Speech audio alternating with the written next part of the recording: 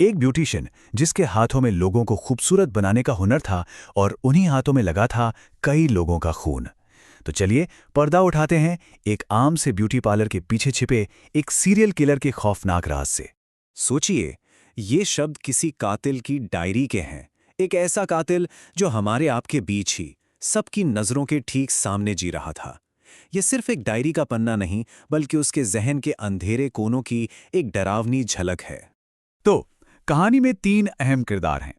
एक नई नवेली जासूस, एक लाल सूटकेस में मिली एक लाश और एक ऐसा सीरियल किलर जो साये की तरह सबके बीच घूम रहा था। इन्हीं तीन कड़ियों से शुरू होती है एक ऐसी पहेली जो कई जिंदगियों को हमेशा के लिए बदलने वाली थी। कहानी की शुरुआत होती है एक बस स्टेशन से, जहां एक लावारिस सूटकेस मिलता है और उसके अंदर जो था उसने पूरे शहर में सनसनी फैला दी। जासूस सारा सिकंदर के सामने केस आता है और यह कोई सीधा साधा मामला नहीं था। लाश थी एक जानी मानी सोशल मीडिया मॉडल ज़ेरिश की।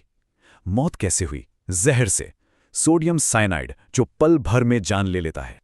पर जो बात सबसे ज्यादा चौंकाने वाली थी वो थी लाश की हालत। कातिल ने उसे सूटकेस में फिट करने के लिए उसकी हड्डियां तक तोड़ दी थी और एक छोटा सा सुराग, उसकी उंगली से एक अंगूठी गायब थी। क्या यह कोई इशारा था?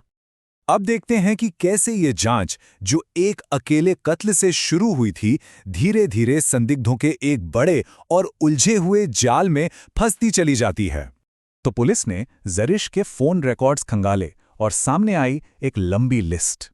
शक की सुई सबसे पहले घूम रही थी उसके बॉयफ्रेंड नासिर पर, फिर उसकी एक दुश्मन ईमान पर, और फिर एक अजीब सा नाम बार बार सामने आ रहा था, बतूल। कोई नहीं जानता था कि यह बतूल कौन है। इस उलझे हुए जाल में हर कोई एक सस्पेक्ट था। और तभी कहानी में एक ऐसा मोड़ आया जिसने सबको हिला दिया। पुलिस को लगा केस सॉल्व। उन्होंने मुख्य संदिग्ध नासिर को गिरफ्तार कर लिया।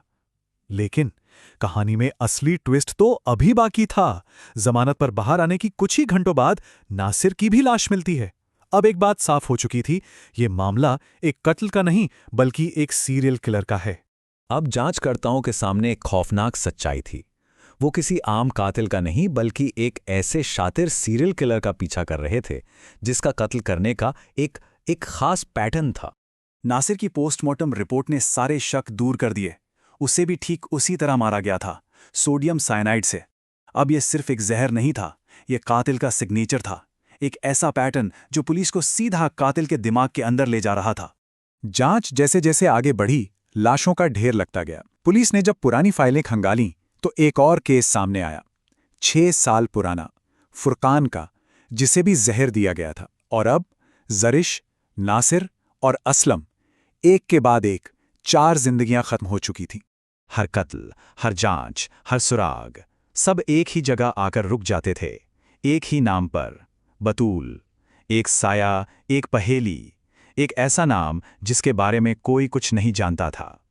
और अब वक्त आ गया था पर्दा उठने का। चलिए कहानी के उस हिस्से में चलते हैं जहां आखिरकार कातिल का नकाब उतरता है।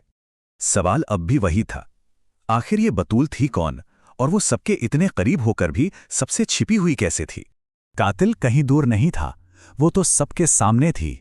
बाबरा, जी हां, वही शहर की मशहूर ब्यूटिशियन, ज़ेरिश की दोस्त, उसकी मेंटर।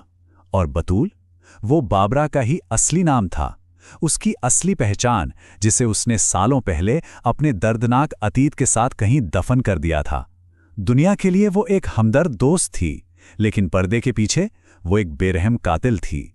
जब जासूस सारा ने सारे सबूत बाबरा के सामने रखे तो उसके पास भागने का कोई रास्ता नहीं था। उसका वो मासूमियत का नकाब आखिरकार उतर ही गया और उसने अपने हर एक गुनाह को कबूल कर लिया। अब चलते हैं इस कहानी के सबसे स्याह हिस्से की तरफ, कातिल के दिमाग के अंदर। आखिर इन कत्लों के पीछे की वजह क्या थी? आइए उसी की जुबानी सुनते हैं। बतूल ने जब अपनी कहानी सुनानी शुरू की तो पता चला कि इस नफरत की जड़ें कितनी गहरी थीं।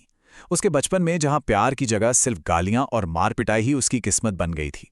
उसे लगा शायद शादी उसकी जिंदगी बदल देगी, उसे इस नर्क से आज़ादी मिलेगी। लेकिन ऐसा कुछ नहीं हुआ। उसका पति भी उसे उसी तरह प्रताड़ित करता था। उसकी सारी उम्मीदें टूट चुकी थी। और फिर उसने वो राज खोला जिसे सुनकर किसी की भी रूह कांप जाए। उसने अपनी ही मासूम बेटी नूर को जहर दे दिया था। और उसकी दलील, वो अपनी बेटी को अपनी जैसी दर्दनाक जिंदगी से बचाना चाहती थी। ये उसका पहला कत्ल था। जरिश का कत्ल एक सोची समझी साजिश थी। पहला कदम, जरिश को रास्ते से हटाना। दूसरा, नासिर को इमोशनली ब्लैकमेल कर लाश को ठिकाने लगवाना। और आखिरी कदम, सारे सबूत मिटाने के लिए दोनों गवाहों नासिर और असलम को हमेशा के लिए खामोश कर देना। तो आखिर में कुल कितनी जानें गईं? 5। फुरकान, उसकी अपनी बेटी नूर, जरिश, नासिर और असलम। 5 जिंदगियां जो उसकी नफरत की आग में जलकर राख हो गईं। तो आखिर में एक सवाल बच जाता है, क्या बतूल पैदाइशी तौर पर ही एक शैतान थी, या समाज और उसके हालातों ने उसे एक ऐसा राक्षस बना दिया? इसका जवाब शायद किसी के पास नहीं है।